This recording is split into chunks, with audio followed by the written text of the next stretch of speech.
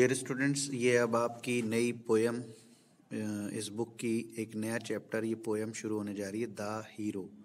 सबसे पहले हम इसके वर्ड्स मीनिंग देखेंगे, उसके बाद मैं आपको इसके क्वेश्चन आंसर्स बताऊंगा। इसका पहला वर्ड है पालकी। पैलेंक्विन है ये, पालकी कहते हैं इसको, पालकी, और हिंदी में डोली भी कहते हैं। ये covered, a kind of covered chair carried on poles by 4 or 6 people, ये है, ये पालकी कहते हैं इसको, यानी जिसमें पहले लोग किसी औरत को बिठा के ले जाते थे, दुल्हन एक जगह से दूसरी जगह जाती थी, ये वो है। इसके बाद है ट्रोटिंग बाय यू। ट्रोटिंग का मतलब होता है दुल की चाल चलना, यानी riding a horse next to you, आपके आगे मैं चल रहा था या चल रहा हूँ।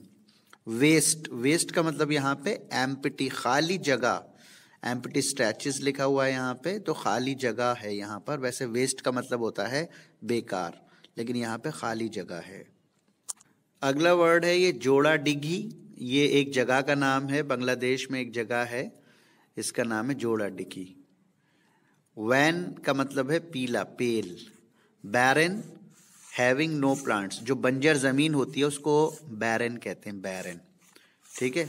इसी तरह लास्ट में है स्टॉल्स, शेड्स फॉर एनिमल्स, यानी जानवरों के लिए जो सायेदार जगह बनाते हैं उसको स्टॉल्स कहते हैं। ये अगला है क्राउज्ड, सिटिंग यानी बैठ जाना, ऐसे जो बैठ जाता है आदमी सिकुड़ कर, उसको क्राउच्ड कहते हैं, ठीक है। हैव अ केयर, देखभाल करना, सावधान रहना या एहतियात करना। इस पर, to make a horse go faster, यानी घोड़े को बहुत तेजी से दौड़ाना। Wild gallop, the fastest speed of a horse, घोड़े की बहुत तेज स्पीड, बहुत तेज रफ्तार को वाइल्ड गैलप कहते हैं। ये बकलर मीन्स होता है डियर स्टूडेंट्स, ये जो शील्ड होती है एक, जिससे तलवार का वार रोका जाता है, that is called buckler. Give you a cold shudder, make you tremble with fear, यानी आपको डर लगा या आपको डरा दिया।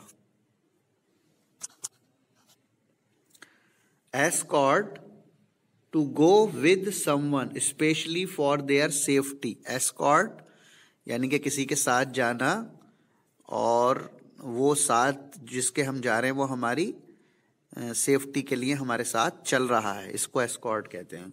ये इसके वर्ड्स हैं। अब आइए इसके क्वेश्चन आंसर्स करते हैं dear students. This is Parvez Khan and this is IZ study circle, और एक बार फिर हम हाजिर हैं ये वाला चैप्टर इसका सॉल्यूशन लेकर। रविंद्रनाथ टैगोर ने ये पोएम लिखी है। इनकी पैदाइश, ये पैदा हुए 1861 में एंड 1941 में ये इस दुनिया से चले गए, और ये बहुत ही मशहूर पोएट थे, नॉवलिस्ट भी थे। इन्होंने बहुत सारे प्ले भी लिखे हैं, सॉन्ग भी लिखे हैं, पेंटर भी थे, और इनको बार्ड ऑफ बंगाल भी कहा जाता है, यानी वहाँ का जो है पोएट, बंगाल का पोएट भी कहा जाता है। Good morning to all, this is Parvez Khan, this is IZ study circle. Dear students, अब मैं इसके ये जो रीडिंग पोर्शन है इसके क्वेश्चन एंड आंसर्स कराऊंगा। आंसर दीज क्वेश्चंस, ये सारे क्वेश्चंस देख लीजिए, 1 2 3 4 5। Describe the place through which the speaker and his mother are travelling. Don't be afraid mother, I am here, why does the speaker ask his mother not to be afraid, what does the speaker's mother do not do to stop him? Third, describe the fight between the speaker and the dacoits. Fourth, what does the speaker want to prove? How does he want to prove that? Fifth, what does the speaker expect his brother and the village people to say after the fight? ये 5 questions हैं। अब हम इसके answers देखते हैं। पहले का ये आंसर है dear students, the speaker and his brother are traveling through a strange and dangerous country. The land is barren and arid, with the waste of Joradigi lying pale and grey before them. The landscape is full of spiky and prickly grass. Second, the speaker asks his mother not to be afraid before, on seeing the frightful and strange land before them, the speaker's mother is afraid and wondering where they have come to. The land and the sky have become dark and dim, and they do not know where they are going. Third, when the dacoits attack, the speaker on his horse gallops towards them and they fight fiercely. Many of the dacoits run away in terror, and many are cut to pieces by the speaker. By the time the fight is done, the speaker is all covered in blood. Fourth, the speaker wants to prove that he is courageous and brave and has enough strength and nerve to tackle the enemies and save his mother. He proves this by showing his valor and bravery by spurring on his horse and making it go faster with his sword and buckler clashing against each other. He fights the dacoits with all his strength and might.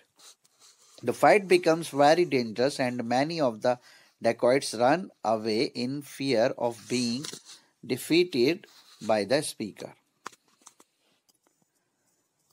यह पांचवा देखिए. The speaker expects his brother to wonder in disbelief that if the entire thing was actually possible, since he thought his brother was too delicate. Is it possible? I always thought he was so delicate. The village people, on the other hand, would be thankful and say that it was fortunate that the boy was with his mother. Was it not lucky that the boy was with his mother? तो ये पांचों questions के answers हो गए dear students. अब आगे वाला portion देखेंगे हम. तो ये देखिए बी पोर्शन के think and answer. Why do you think the speaker says 1000 useless things happen day after day and why couldn't such a thing come true by chance?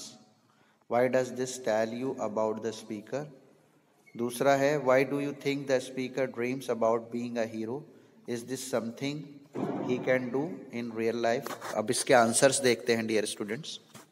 ये इसका आंसर है. The speaker here wonders if so many unimportant and unnecessary events can take place every day, why can't the situation which he is imagining come true? He wants this imaginary situation come true. This tells us that the speaker is imaginative, creative and insightful. Answer 2. The speaker dreams of being a hero because he wants to impress his mother. By rescuing her, she wants her to be proud of him. The speaker would probably to be able to do such a thing in real life. ये अब सी वाला portion है dear student. इसमें appreciating the poem. The setting of the text refers to the time, geographical location and the general environment described in it. The setting helps to establish the mood of the text. एक इसमें ये question है which lines in the hero. एक इसमें ये question है do you think the setting of the poem. अब मैंने इसके दोनों के आंसर दिए हैं. आइए चलिए देखते हैं. टी का first. The lines a strange and dangerous country. It is evening and the sun goes down. The waste of the जोड़ा डिगी lies. देखिए पूरा आंसर ये यहाँ लिखा हुआ है. इसके बाद ये दूसरा आंसर यहाँ लिखा हुआ है और फिर ये आपका इस तरह से चैप्टर्स कंप्लीट हो गया है. Thank you.